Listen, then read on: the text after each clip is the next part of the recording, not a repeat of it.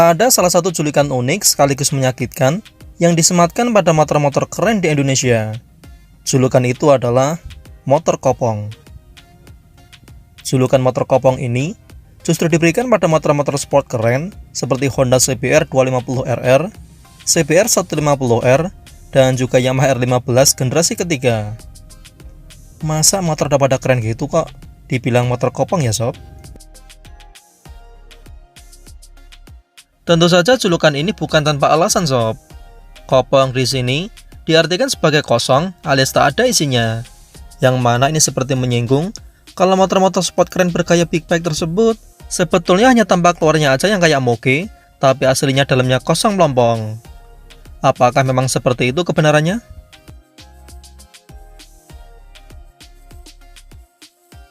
Kalau kita melihat sosok Honda CBR 250RR, utamanya generasi pertamanya yang lahir pada 2016 lalu, memang terdapat rongga yang cukup besar di bagian tengah bodinya.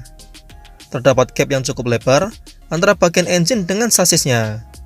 Nah, bagian inilah yang sering diolok-olok menjadi biang kopongnya Honda CBR 250RR ini.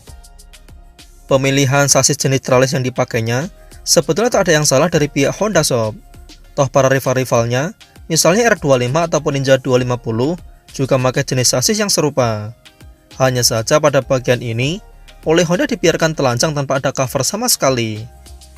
Mungkin hal ini sengaja untuk mengekspos bagian frame tralisnya ini ya sob, biar kelihatan keren ala-ala Ducati. Namun imbasnya, rongga menganga di antara mesin ini jadi terlihat dengan jelas. Bahkan tangan kita pun bisa dengan mudah keluar masuk pada rongga ini. Kopongnya area ini juga dikarenakan Honda menempatkan spok filter udara yang ukurannya cukup besar berada tepat di bawah tangki. Bahkan posisi box filter udara ini sendiri seperti rebutan dengan posisi tangkinya.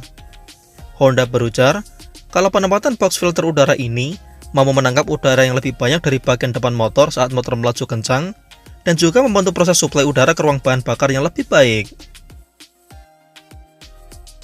Lalu pada Honda CBR 150R, yang terlihat paling kopong adalah generasi K45A-nya yang sudah mulai diproduksi secara lokal oleh AHM dan dijual mulai 2014 silam. Pada generasi ini juga yang pertama pakai sasis jenis tralis, karena pada generasi sebelumnya masih pakai twin spar alias delta box. Nah, dengan mesin kecil 150 cc saja dan berpendingin cairan, tentu ukuran bodi mesinnya juga sangat kecil. Lalu dicangkokkan ke dalam sasis tralis dan dibiarkan terekspos pada bagian ini, ya jelas saja akan menimbulkan cukup ruang lebar di antara mesin dan sasis ini. Lain ceritanya kalau pakai sasis model twin spar, tentu akan lebih tertutup pada bagian bodi yang menganga ini. Atau setidaknya Honda bikin cover pemanis supaya bagian ruang ini tak terlalu kopong. Dan hal itu mereka lakukan pada CBR 150R generasi selanjutnya sehingga terlihat lebih padat. Lalu gimana dengan Yamaha R15 bang? Kan sudah pakai sasis delta box tuh, tapi tetap aja disebut sebagai motor kopong oleh para netizen yang budiman.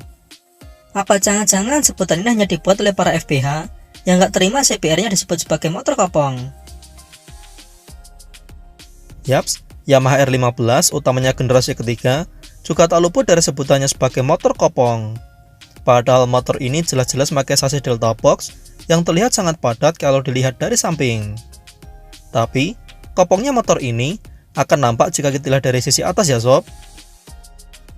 Yamaha R15 yang hanya bermesin 150 cc saja memiliki hasrat untuk terlihat sangat moge look. Jadi Yamaha menanamkan fairing multi-layer untuk bisa mengangkat kesan moge looknya. Alhasil hal ini mengakibatkan rongga yang cukup besar antara fairing dalam dan fairing luarnya yang sangat terlihat jika dilihat dari posisi atas. Kopongnya Yamaha R15 V3 juga disebabkan pemakaian tangki perkondom plastik yang lagi-lagi dibuat untuk mengangkat kesan moge looknya. Sehingga kalau bagian ini diketok akan bunyi plok plok plok. Klok klok klok. Karena tentu ada gap antara tangki plat asli dengan cover plastiknya ini. Nah itu dia sob, beberapa alasan mengapa motor-motor barusan pada dijuluki sebagai motor kopong.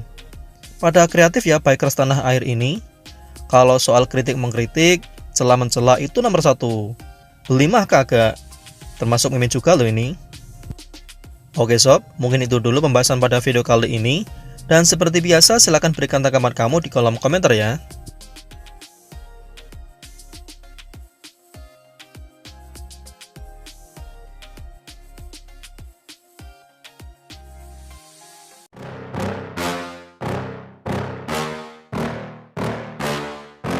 Yeah.